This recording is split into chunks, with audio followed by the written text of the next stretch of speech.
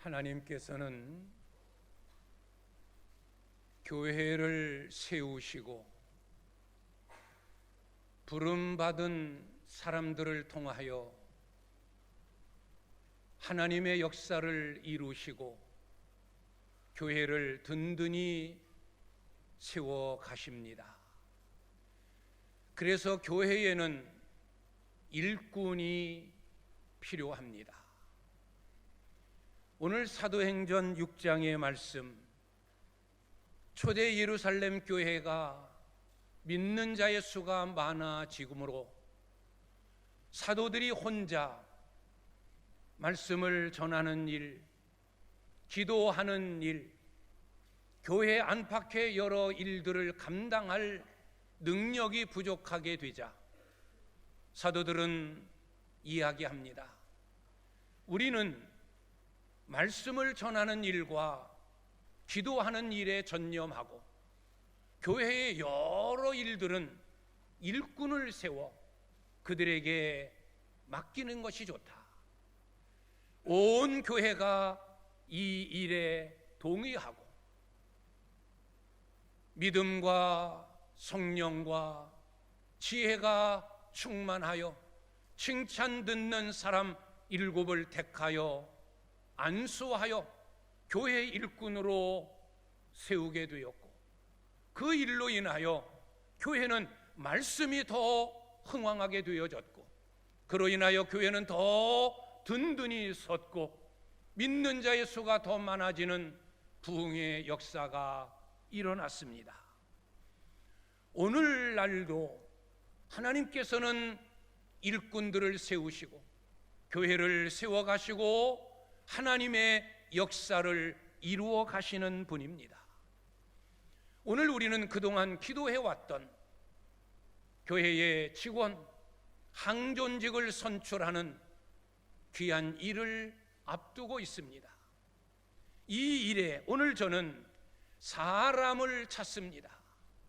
하나님께서 일할 일꾼, 하나님께서 교회를 더 든든히 세울 사람을 찾습니다 라는 제목으로 말씀을 전하면서 하나님께서 우리에게 주시는 지혜와 분별력을 새롭게 하는 시간을 가지려고 합니다. 첫째는 일꾼을 세우는 목적이 무엇일까? 일꾼을 세우는 목적은 첫째는 일하게 하기 위해서입니다. 주님의 일을 하게 하기 위해서 일꾼을 세웁니다. 교회의 일꾼은 주님을 위하여, 복음을 위하여 일하는 일꾼을 뽑는 겁니다. 교회의 모든 직분은 목사든 장로든 안수집사든 권사든 모든 직분들은 다 일하기 위하여 세워진 직분입니다. 절대 명예직이 아닙니다. 내 이름을 내려고, 내가 목사다, 나는 장로다, 자기를 자랑하고 자기의 이름을 내게 하기 위함이 아닌 절대 명예직이 아닙니다. 계급도 아닙니다. 목사가 제일 높고 그 다음 장로, 그 다음 누구.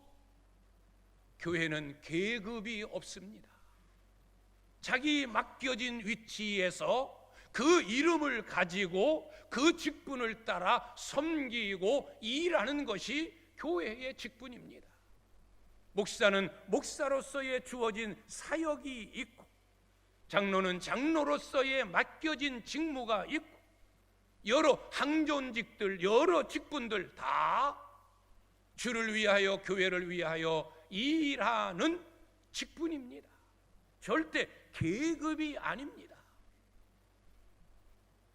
나는 이제 권사가 됐고 안수집사가 됐으니까 이제는 장로로 진급해야 되지 않나 라는 그런 생각은 절대 있어서는 안 됩니다. 회사를 오래 다니고 직장에 오래 다니면 그 연륜에 따라서 직위도 올라갑니다. 진급하고 승급합니다. 교회의 직분은 진급하는 것이 아닙니다. 내가 오창교회에 출석한 지 몇 년이 되었으니까 이제는 집사가 되어야 되겠고, 이제는 10년이 됐으니까 뭐가 되어야 되겠고, 이제는 30년인데 이것은 해야 되지 않나 라는 그런 진급 승급이 아닙니다. 일하게 하시기 위한 직분을 주시는 겁니다. 2달란트를 주시고 5달란트를 맡기시는 겁니다. 지금까지 너는 2달란트를 받아서 열심히 다하여 2달란트를 남겼으니 이제는 5달란트를 주겠다. 5달란트를 더 남겨라. 이런 책임이 직분의 책임이에요. 2달란트 받았을 때는 충성했고 주님 앞에 인정받았는데, 주님이 인정하셔서 5달란트를 주었는데 그걸 끌어안고만 있다고 한다면, 남기지 못하면 주님 앞에 악하고 게으른 종이 되어 책망받을 수밖에 없는 겁니다. 절대 명예직이 아닙니다. 계급이 아닙니다. 진급이 아닙니다. 나를 자랑하기 위함이 아닙니다.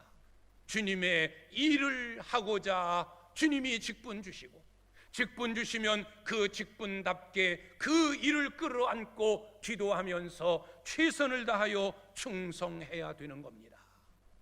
교회의 직분은 일하게 하기 위함입니다. 그래서 일꾼이에요. 두 번째로는 왜 일꾼을 세우는가? 목사의 사역을 돕게 하기 위함입니다. 목사의 사역을 돕는 거예요. 목사가 목회하는 모든 주의 일을 좌우에서, 배후에서 밀어주고 도와주고 힘이 되어주는 역할, 이것이 바로 교회의 일꾼들의 해야 할 일이에요.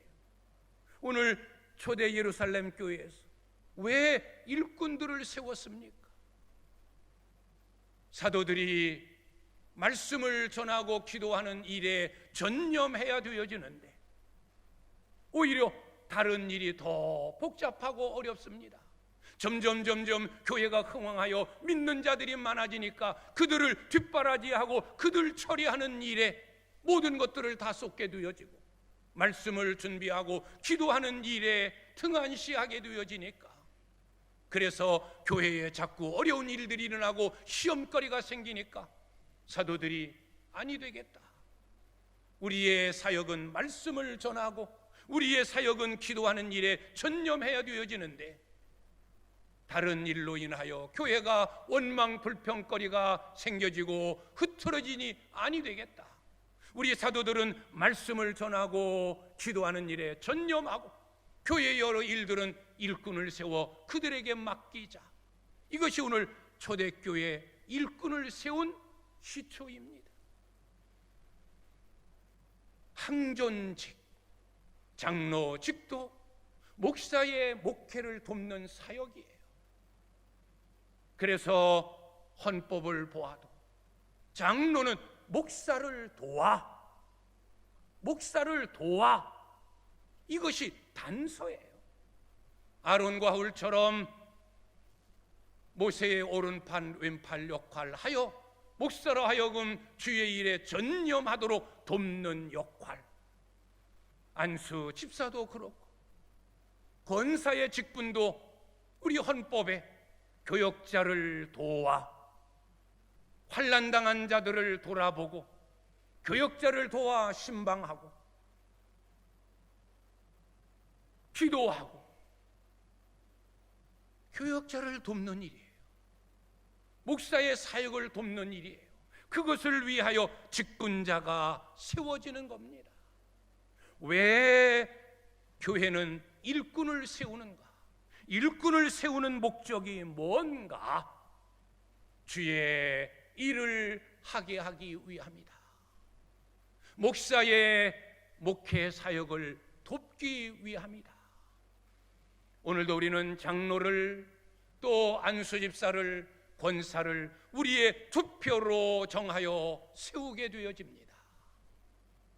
일할 수 있는 자, 목사의 목회 사역을 도울 수 있는 자, 그래서 하나님의 교회를 더 든든히 세워갈 수 있는 자들을 우리가 정확한 믿음의 눈을 가지고 분별하여 그들을 세워야 합니다. 그래야 오늘 이후 교회는 더 은혜롭게 든든히 서가고,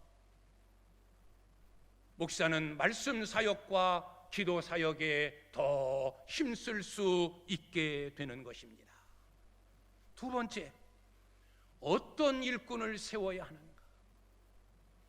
누구를 세워야 하는가? 교회에서 세우는 일꾼의 기준과 자격은 세상과 다릅니다. 세상 기준이 아닙니다. 많이 배웠구나, 학벌이 있구나, 돈이 많구나, 회사에서 직장에서 직위가 높구나, 그런 것이 아닙니다.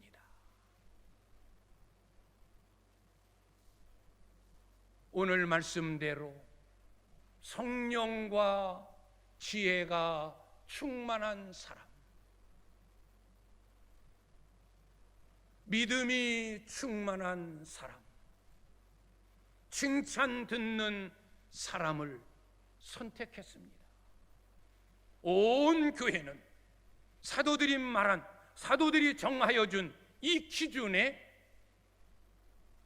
최선을 다했어요. 이 예루살렘 교회는 히브리파 유대인들과 헬라파 유대인들이 함께 모여 교회를 이루어 갔습니다. 그런데 히브리파 유대인들이 숫자적으로도 훨씬 많았고 모든 것들을 주도해 가는 기득권을 가진 자들이에요. 히브리파 유대인들이 그렇게 숫자적으로 우세했고 모든 힘도 있었습니다.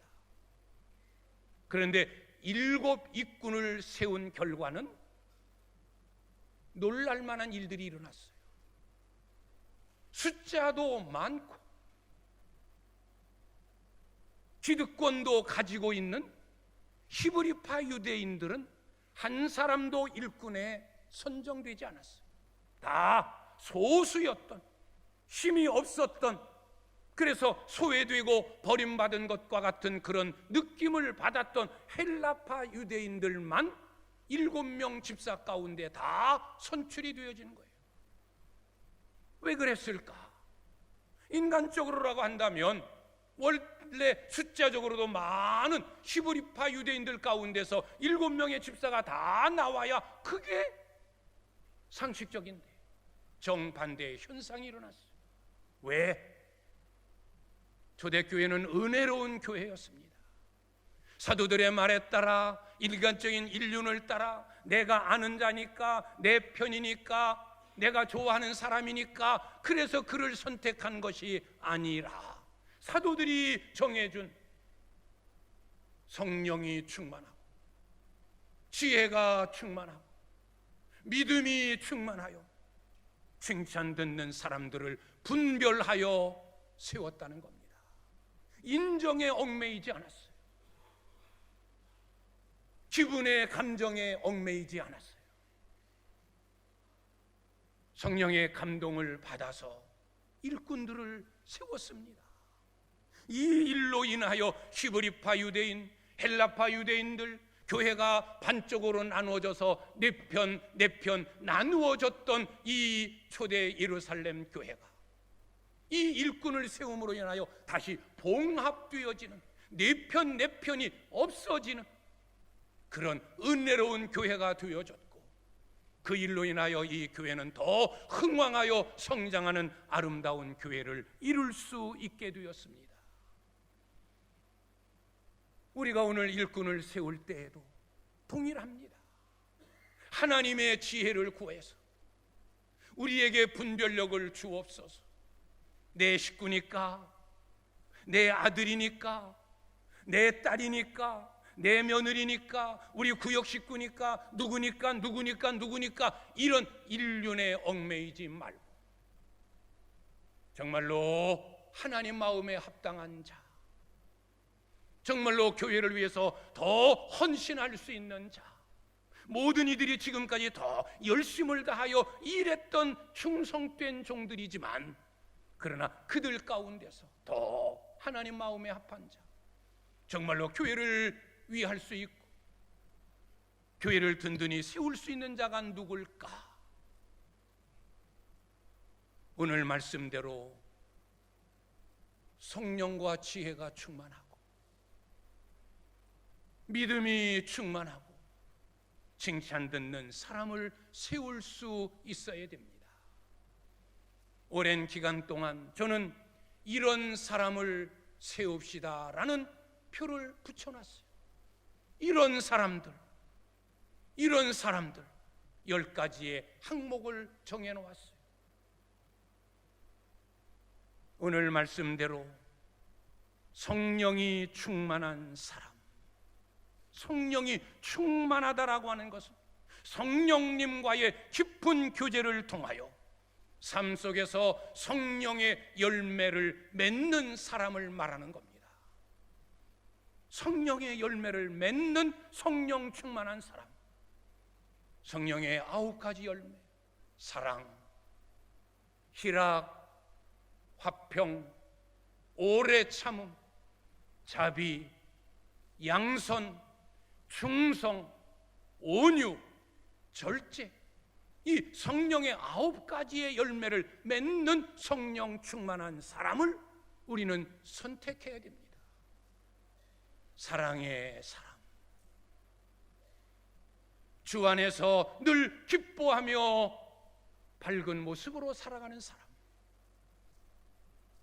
화평을 도모하는 사람, 모든 사람에 대하여 오래 참는 사람, 자비를 베풀고 양선, 맡겨진 일에 충성, 모든 사람을 끌어안고 품는 온유, 해야 할 것과 하지 말아야 될 것을 정확히 구별하여 절제할 수 있는 절제, 이게 성령 충만한 사람이에요. 그러면 지혜가 충만하다, 지혜가 충만한 사람을 뽑아야 됩니다. 지혜는 지식과 달라요. 지식은 땅에서 배움을 통해서 얻는 것이라면 지혜는 하늘로부터 주어지는 거예요. 그래서 야고보서 3장의 말씀을 보면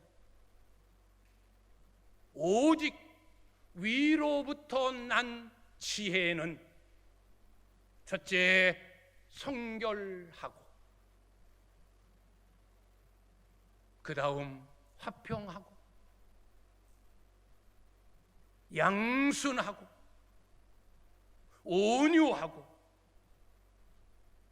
긍휼이 있고, 선한 열매가 가득하고, 내 편 따지는 편벽이 없고 거짓이 없는, 그래서 화평으로 심어 의의 열매를 맺는 사람을 지혜로운 사람이라고 말하고 있습니다. 성령 충만한 사람과 다 동일한 거예요. 성결하고 화평을 도모하고 양순하고 긍휼이 있고 선하고 거짓이 없고 내 편 따지지 아니하고 의의 열매를 맺는 지혜로운 사람이 필요합니다. 세 번째로는 믿음이 충만한 사람이에요. 믿음이 충만한 사람. 믿음이 뭡니까? 지난 주일에도 말씀드린 대로 주님을 사랑하는 사람, 이게 믿음의 사람들이에요. 삼위일체 하나님을 사랑하고 교회를 사랑하고 성도를 사랑하는 믿음이 충만한 자. 그리고 네 번째로는 칭찬 듣는 사람. 칭찬 듣는 사람. 괜찮은 사람이야. 야, 참 좋은 사람이야.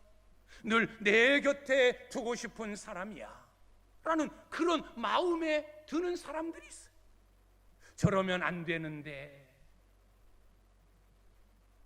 라는 사람도 있어요. 칭찬 듣는 사람. 교회 안에서의 칭찬이 무엇입니까? 예배 생활에 칭찬 들을 만한 사람. 우리는 예배의 사명을 가지고 있어요. 성도에게 있어서 가장 중요한 것은 예배예요. 예배의 본이 되고 예배의 칭찬들을만 해야 돼요. 우리는 꼭 드려야 될 공적 예배가 있습니다. 이 공적 예배라는 것, 주일 예배, 수요 예배, 구역 예배, 이건 공적 예배예요. 이 예배 생활에 충실한 자, 예배 생활의 본이 되어야 합니다. 장로가 되었는데, 안수집사가 되었는데 달랑 주일날 예배만 드리고 나 할 일 다 했네, 그것으로 끝난다면 예배 생활에 본이 되질 못하는 거예요. 다 바쁘죠.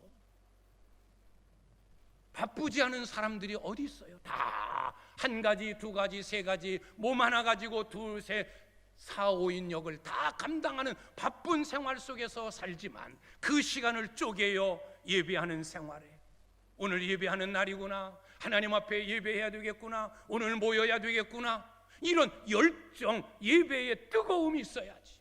그게 칭찬 듣는 사람, 그게 본이 되는 사람이에요. 기도 생활에 칭찬 들어야 돼요. 헌금 생활, 그 생활에 칭찬 들어야 돼요. 봉사 생활, 충성하는 일, 이 일에 본이 되어야 돼요. 이것이 칭찬 듣는 사람이에요. 믿음에 본받을 만하구나, 소중한 믿음을 가졌구나, 나도 저렇게 믿어봐야지 라는 휘감이 될 수 있는 본이 되는 사람, 칭찬 듣는 사람을 세우라고 오늘 성경은 우리에게 분별력을 주십니다. 인정에 얽매이지 말고, 사람의 외적인 모습을 보지 말고, 성령이 충만한 사람, 믿음이 충만한 사람, 지혜가 충만한 사람, 그래서 모든 이들에게 칭찬 듣는 사람을 세우는 오늘 선출이 될 수 있기를 바랍니다. 그럴 때 일꾼을 세운 결과가 어떻게 나타났습니까? 담이 무너졌어요. 담이 무너졌어요. 히브리파 헬라인, 유대파 헬라인, 이 담이 무너졌어요. 히브리파 사람들, 헬라파 사람들이 나누어져서 네 편, 내 편, 우리 편, 다른 사람 편, 내 편이 실수하는 것은 뭐 그럴 수도 있지, 뭐 저쪽이 실수하면 왜 그래, 이런 공격적으로, 그래서 원망과 불평과 갈등으로 들끓기 시작했던 예루살렘 교회가 정확한 분별력을 가지고, 숫자는 많지만 기능력은 있지만 거기에 얽매이지 아니하고 성경이, 사도가 제시한 법칙에 따라 일꾼을 세웠더니 히브리파와 헬라파의 담이 무너져 내렸어요. 일꾼을 세운 목적대로 사도들은 말씀과 기도하는 사역에 힘썼더니 오늘 마지막 7절의 말씀, 예루살렘에 있는 제자의 수가 더 많아지고 교회에 하나님의 말씀은 흥왕하여지고 허다한 제사장들, 교회를 핍박하고 사도들을 핍박했던 제사장들까지 주님을 믿는, 교회 안으로 들어오는 그런 구원의 대역사가 일어난 줄 믿습니다.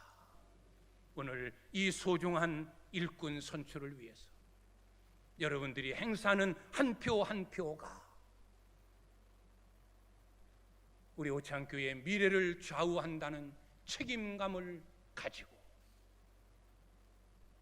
하나님 마음에 합한 자,